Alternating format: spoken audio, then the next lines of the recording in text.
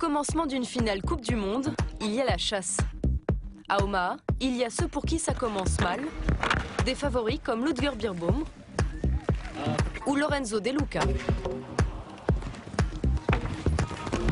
Puis il y a ceux, combatifs dès le premier jour, qui vous impressionnent, comme l'Allemand Guido Klatte. Voilà, très près. Ah oui. Ouais, et il passe quand même en 3 foulées. À seulement 21 ans, le champion d'Europe jeune cavalier en titre fait une entrée remarquée dans la compétition. C'est vraiment... Ah, c'est formidable. Belle entrée en matière aussi pour la Suisse. Tout roule pour Martin Fuchs, Romain Duguay et surtout Steve Gerda, double tenant du titre. C'est rapide.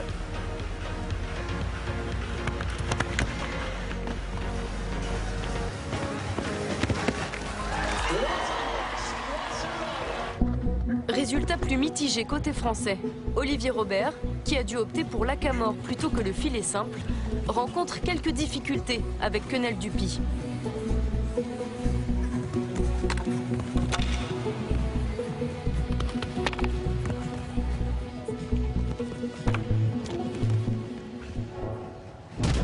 Eric Navet a davantage d'expérience que le Bordelais, mais pas sa monture Catipso. Le cavalier qui disputait sa dernière finale en 92 laisse 2 barres à terre.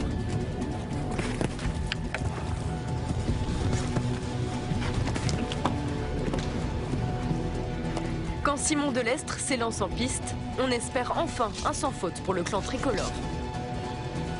De faire un sans faute, on voit le cheval sauter vraiment bien. Les trajectoires sont quand même bonnes. Allez, faut que ça tienne Simon. Ouais, super. Ouais, ça c'est la belle paire française.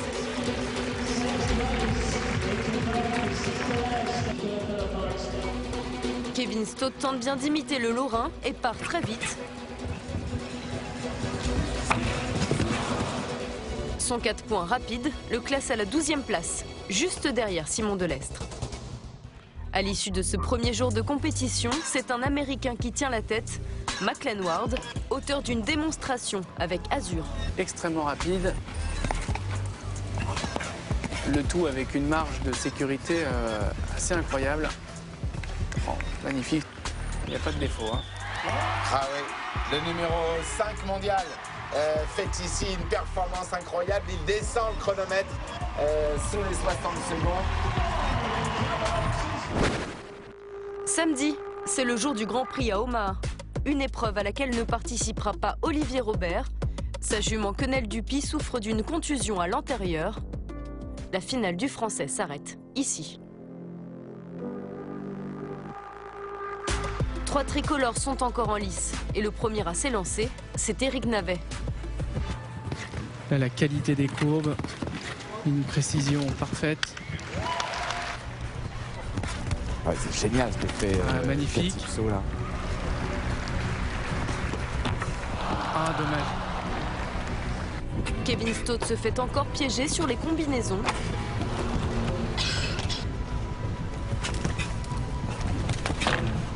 Pas son jour. Comme Simon Delestre et Chadino, 8 points dans ce Grand Prix pour les 2 Français.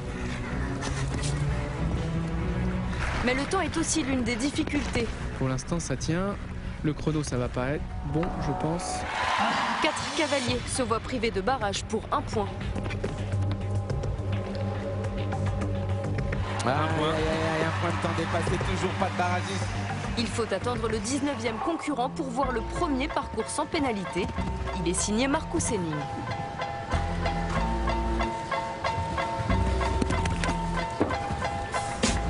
Le voilà, sans faute dans le temps. Eh ouais, bien joué. Marcus Henning. L'homme aux 17 finales Coupe du Monde est imité par son cadet, Guido Klatte.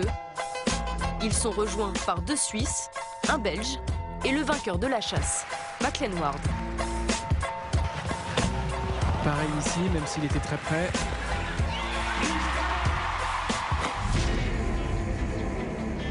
Dans ce barrage à 6, les Allemands sont à la peine. Oui. Trop près. C'est en revanche sans faute pour Martin Fuchs, Romain Duguay et Grégory Watley.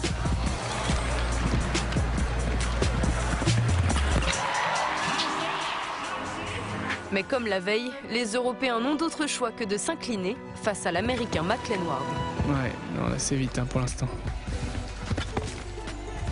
C'est vite et c'est court. Ah, là il gagne du temps. Là il a vraiment gagné du temps. Là c'est l'amplitude qui joue, belle distance. Ah ouais, il est plus rapide. Oh là là. Plus rapide, 36, 87.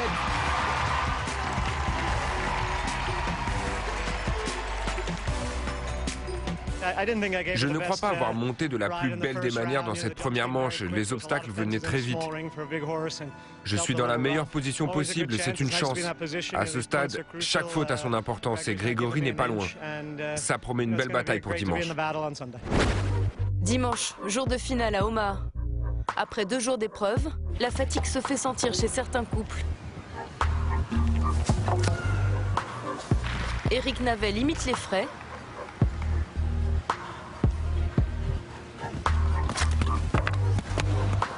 Une barre seulement avec Catipso, quand Kevin Stott et Simon Delestre neutralisent leur score.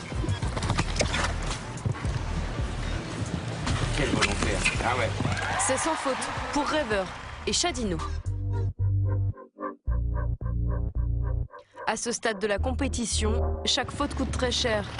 Avec une barre sur le triple, Steve Gerda passe de la 7e à la 10e place. Il s'éloigne un peu plus d'un triple sacre. Belle opération en revanche pour Heinrich von Eckermann et Marie-Lou.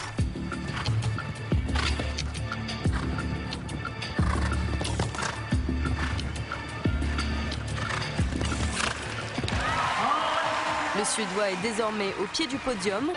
Podium toujours provisoire, mais qui ne change pas à l'issue de cette première manche. Grégory Watley et Romain Duguay sont respectivement 3 et 2e. Maclean Ward, quant à lui, continue sur sa lancée. C'est remarquable. Beaucoup de maîtrise. C'est remarquable. C'est remarquable. Il mérite. Il mérite.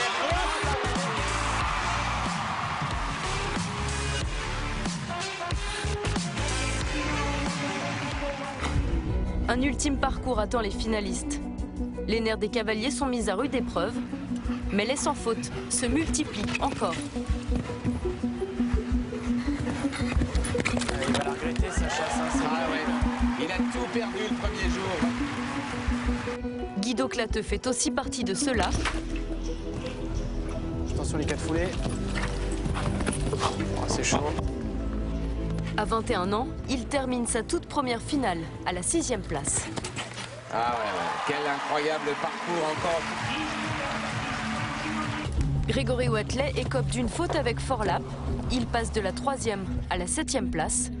Quand Romain Duguay continue sa belle épopée sur sa fille de Mylord Cartago.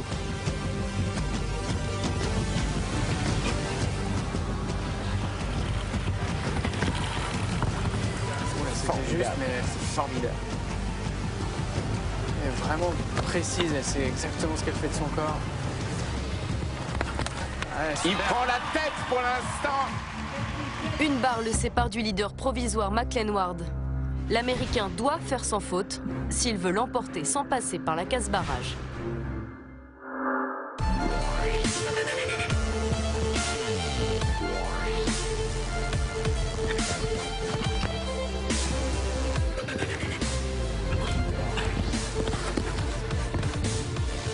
S'il fait une faute, il y a barrage. Attention. Et il peut écarter, le point de temps coûtera rien. Pas trop près. Formidable l'Américain. Je peux vous dire, il l'a pas volé.